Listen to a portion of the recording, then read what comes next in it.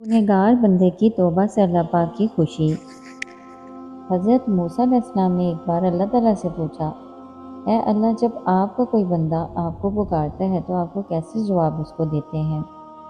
अल्लाह ताला ने फरमाया, मैं कहता हूँ, लब्बैक या अब्दी, ऐ मेरे बंदे मैं हाजिर हूँ। हज़रत मूसा अलैहिस्सलाम ने दोबारा पूछा, ऐ मेरे रब, जब कोई गुनहगार बंदा आपकी तरफ रुजू करता है तो आप कैसे जवाब देते हैं? अल्लाह ताला ने फरमाया, मैं कहता हूँ, लब्बैक या अब्दी, लब्बैक या अब्दी, लब्बैक या अब्दी, ऐ मेरे बंदे मैं हाजिर हूँ, ऐ मेरे बंदे मैं हाजिर हूँ, ऐ मेरे बंदे मैं हाजिर हूँ।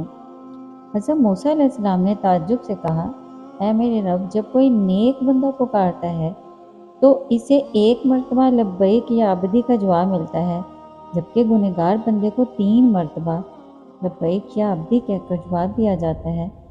अल्लाह ताला ने फरमाया, नेक बंदा अपनी ज़रूरत यानी बुलंदी दर्जात के लिए मुझसे दुआ करता है, जबकि मेरा गुनहगार बंदा मेरी रहमत की उम्मीद पर दुआ करता है।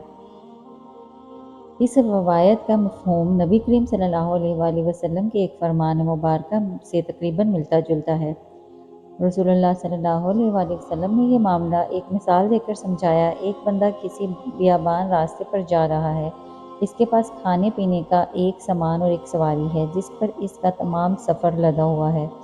एक जगह वो आराम करने के लिए ठहरा। जब सो कर उठा तो इसकी सवारी खाने पीने का सामान समेत गायब थी।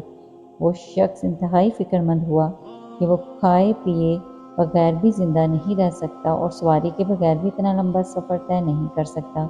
वो इंतहाई मायूस है, दिल ही दिल में सोच रहा है कि अब शायद मेरा मुकद्दर यहीं पर एड़ियाँ रगड़ रगड़ कर मरना है।